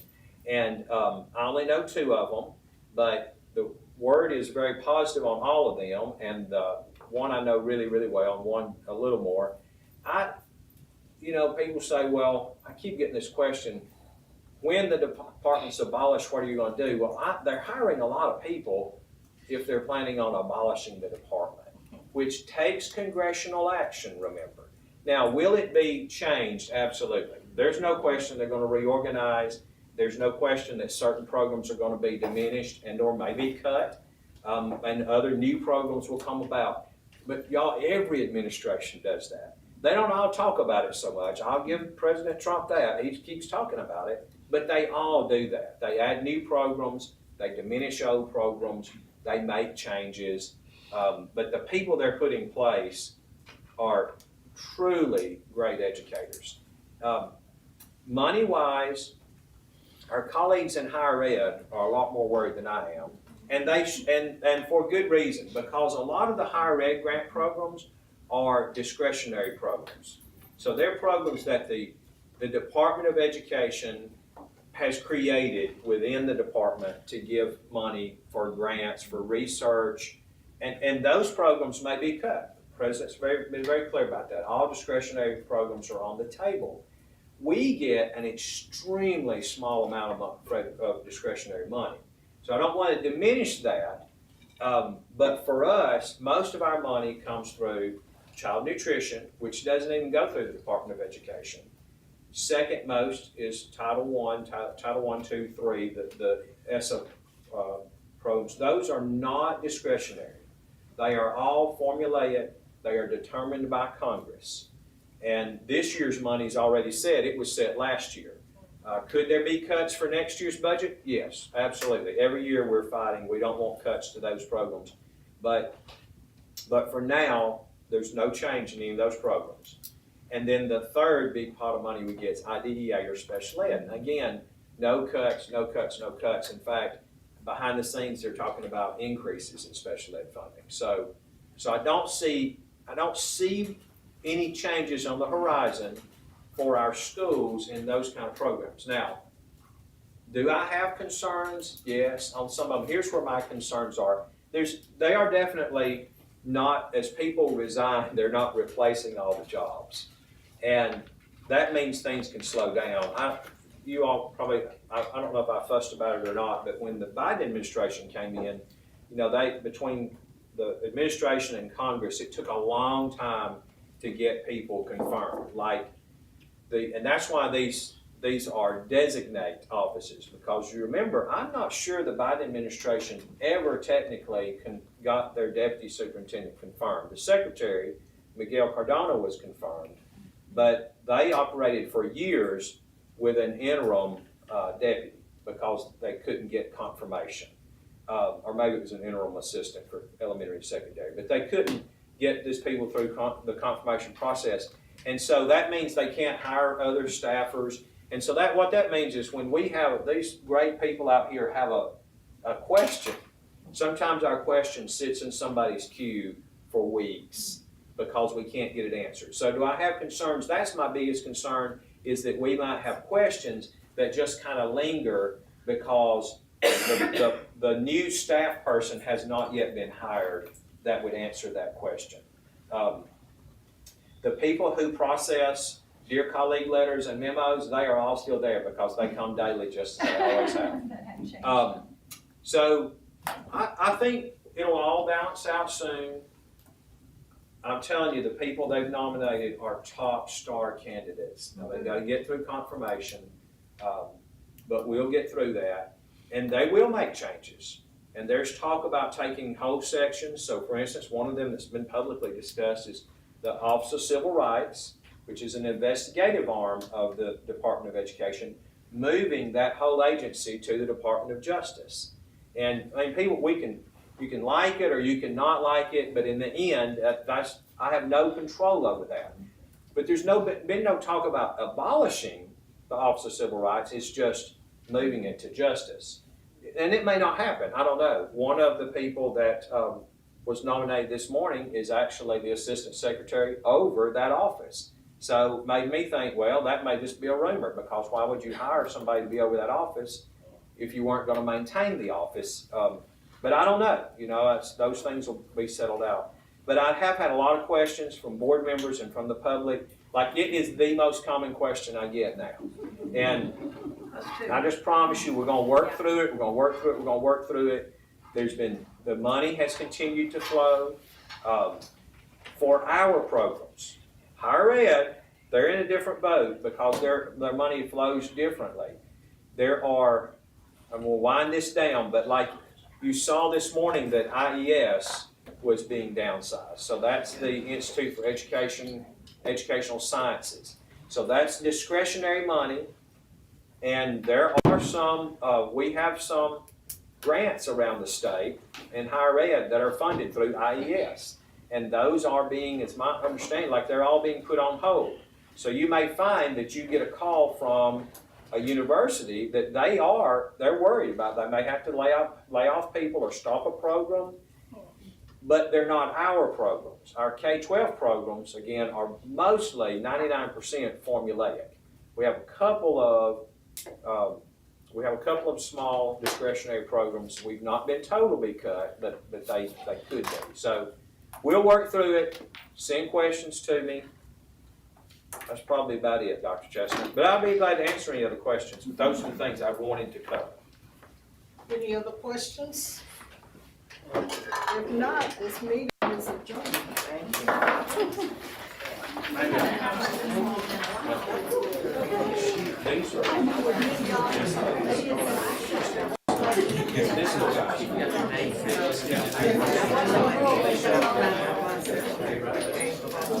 Survive.